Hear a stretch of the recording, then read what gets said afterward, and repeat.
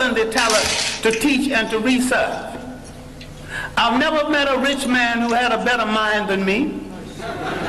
So if I wanted to succeed as a rich man, I could have done that.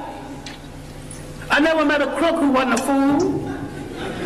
I could have been a good crook if I chose to be a crook. I chose to be a teacher of African history. I chose to look in the Bible where I couldn't find my people.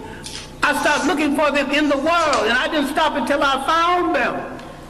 And I know why they are left out of the Bible. I know why all the angels are white. You mean to tell me God is merciful, God is kind, and not one little brown or black angel sneaked into heaven? I ain't buying that. Now the Bible that you get so dewy-eyed over is one of the greatest pieces of propaganda ever written.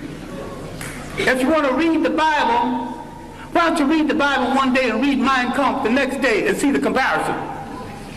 That's hard on your mind. Because you think if you don't have Christianity, Islam, or Judaism, you don't have that spirituality. I've got more spirituality after I put all of them down. And I've got more religion after I put all of them down.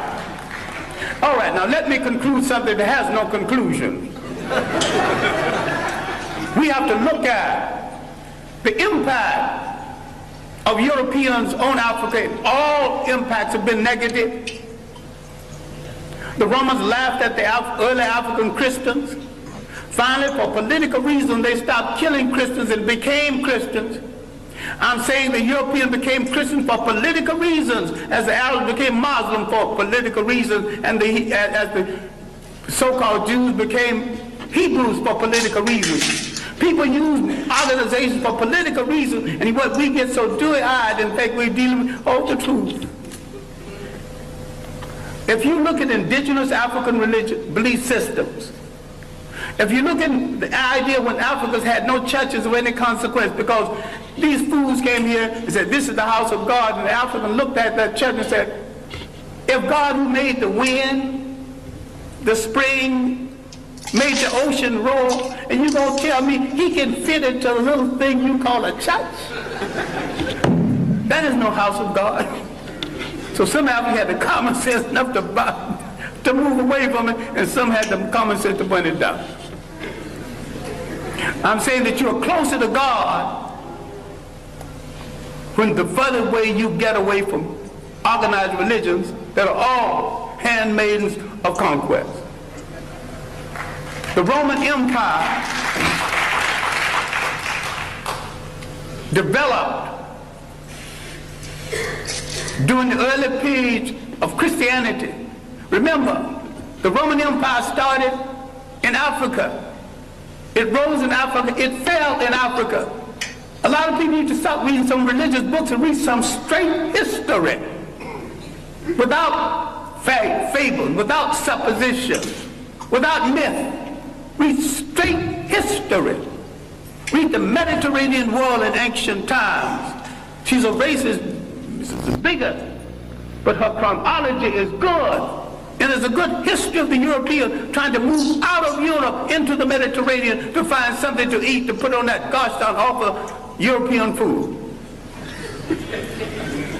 He has solved his problem at the expense of other people.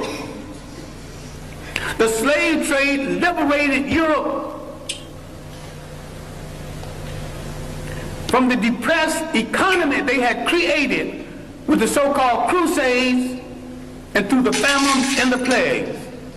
Europe always solves its problems by preying on people outside of Europe. They are in a position right now that they have betrayed true socialism, which was not of European origin in the first place.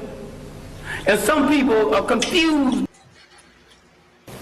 At what time are we going to suspend all of this falling for other people's nonsense and look at who painted that picture? All right. Then react accordingly. So the Japanese would not let them take away their God, would not let them take them physically out of the nation of their birth and their development. Now I have no romance for the Japanese. I think some of them are yellow racists. So that's not my point. But when that American kicked open the door and told them, trade with the West whether you like it or not. They took humble and began to trade with the West, send their children to all Western schools, learn that technology. By 1905, they learned so much technology, they kicked Russia's butt in the Sino-Japanese War. Then people began to show them some respect. They came to America, they studied in MIT.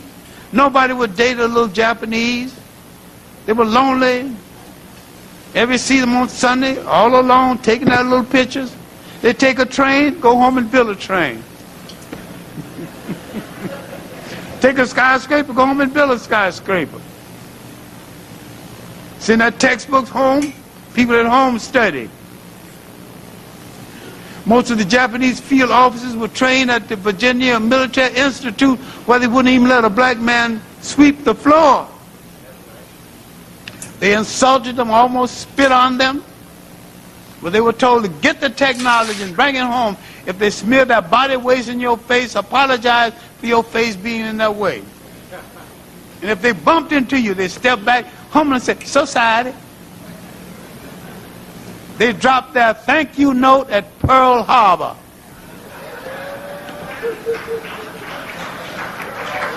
No demonstrations, no leaflets, no fists in the air, no MFs.